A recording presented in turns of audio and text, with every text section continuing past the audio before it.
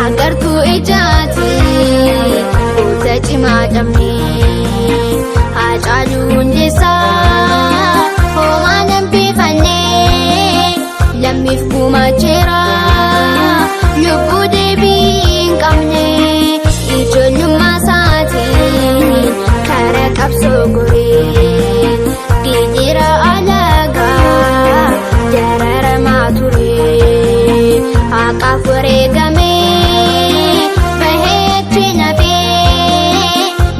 galmaan gahaa kaayyoon irraa kufee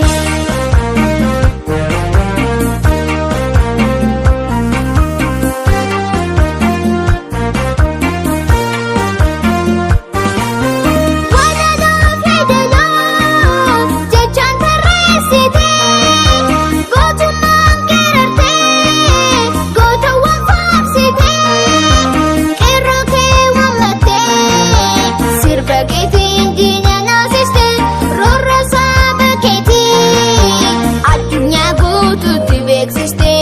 Asakkalwaan biraa walloof raayyaan jirtu maccaa fi tuulamni boorana bareedu hundumtuu haadha koo jirra jettee nu dammaqsite lubbuu kee qusannee kaankiif qawwee dura dhaabbatte.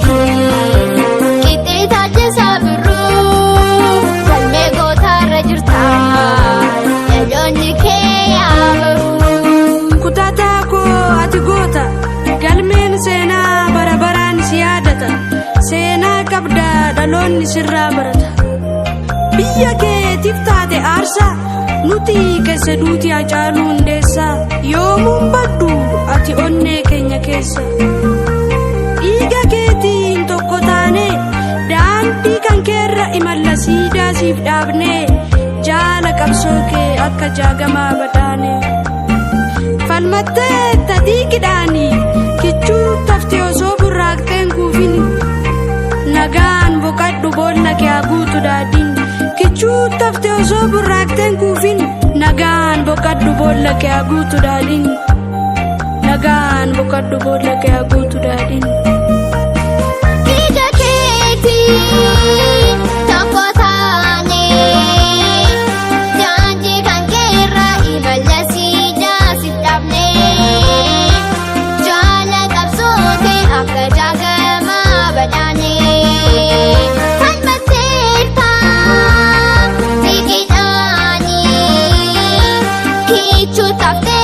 Osoo burraaqxeen kuufini nagaan boqadhu boolla kee guutuu daadhini kichuu taftee osoo burraaqxeen kuufini nagaan boqadhu boolla kee guutuu daadhini nagaan boqadhu boolla kee guutuu daadhini nagaan boqadhu boolla kee